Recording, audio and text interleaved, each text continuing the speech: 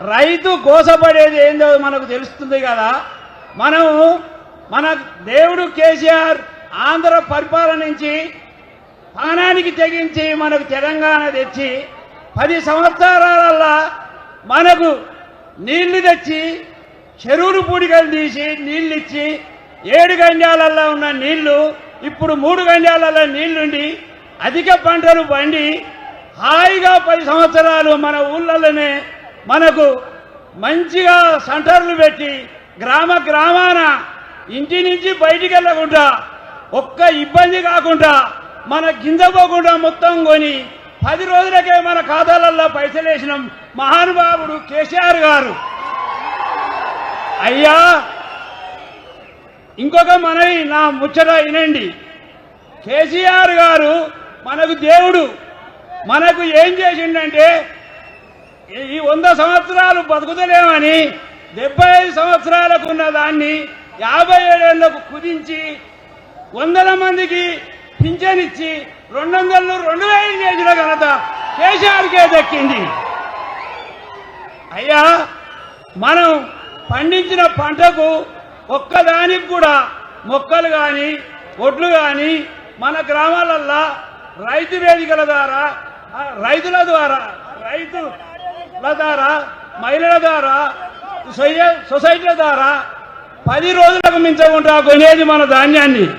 ఇప్పుడు ఈ కాంగ్రెస్ ప్రభుత్వం కళ్ళబొల్లు మాటలు చెప్పి ప్రభుత్వానికి ఎక్కి మనకు ఏం చేస్తాడయ్యా అంటే ఈ ఆడికి నేను పంట పండించి చేనేసింది 3 నెలల 15 రోజులు అయితే నేను పంట పండించినాక నెల 15 రోజులు ఆ దొండలు ఎమ్మడున్నాక నేనేం చేయాలి మీరే ఆలోచించండి.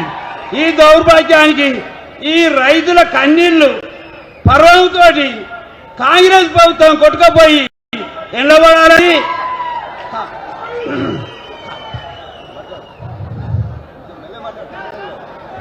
అయ్యా మనం స్వచ్ఛందంగా ఉండాలంటే మనం మంచిగా బతకాలంటే ఎంత కోసపడ్డాం. మన సార్ కేసీఆర్ చెప్పిండు, అయ్యా వెనకైతే ముంగడ పడుతుంది, చెప్పులు లైన్లో పెడతారు, మీకు ఇత్తనాలు దొరికాయి, వీడియో పత్రాలు దొరికాయి.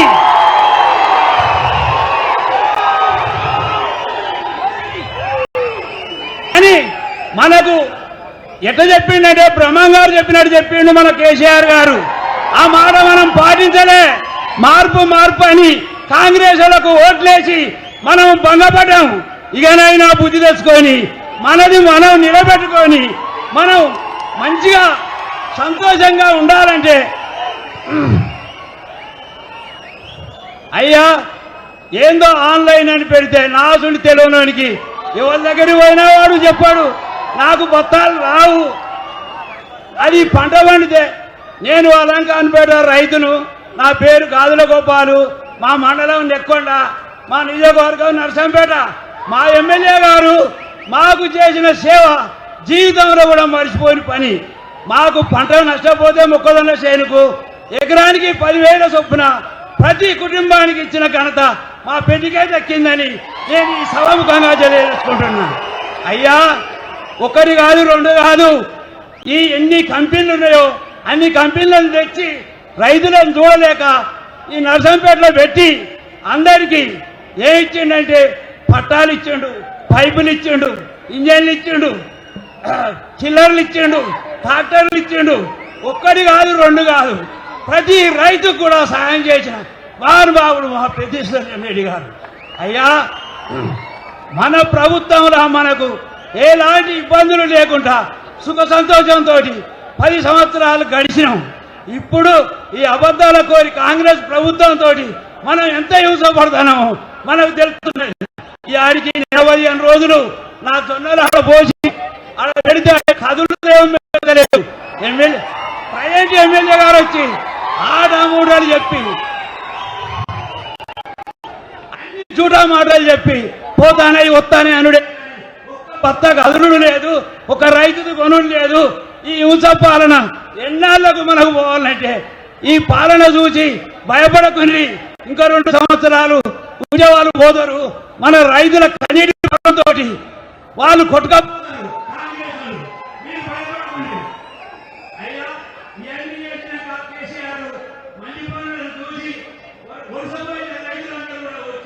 మళ్ళా గ్రామాలలో నిలదొక్కుని మంచి పంటలు పండించి లక్షాధికారి అయితే ఇప్పుడు ఈ కాంగ్రెస్ ప్రభుత్వం వచ్చి వివిధ బత్తాలు దొరకక నిధులు ఇయ్యక అన్ని కొరతలతో చేసి అయ్యా ఏం చేసిండు ఒక్క బత్త దొరకక చేస్తే నాకు 4 ఎకరాల భూమి ఉంటే నాకు 2 బత్తాలే ఇచ్చిండు యూరియా.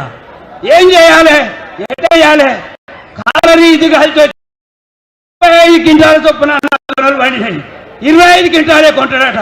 ఇంకా 10 క్వింటాలు ఏం చేయాలి ఎక్కడ పోయాలి మీరే ఆలోచించండి.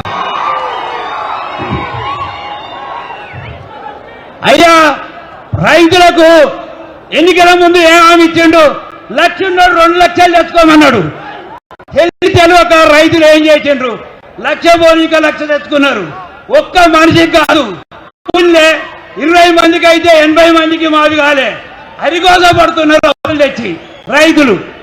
ఈ కాంగ్రెస్ దుర్బుద్ధి పాలన ఈ పాలన అంతనం చేయాలంటే మనందరం ఐక్యమై ఏకమై ఏకతాడి మీదకి వచ్చి మళ్ళా మన కేసీఆర్ దేవుణ్ణి ఎన్నుకున్నప్పుడే మనం గొప్పలను. అయ్యా ఇంతటితో నవ్వుపోయినా ముగిస్తుంది. ధన్యవాదాలు గోపాల్ గారికి. ఒక మంచి లాగన్నా మా అందరికి కూడా ఉన్న విషయాలు బ్రహ్మాండంగా చెప్పినాం.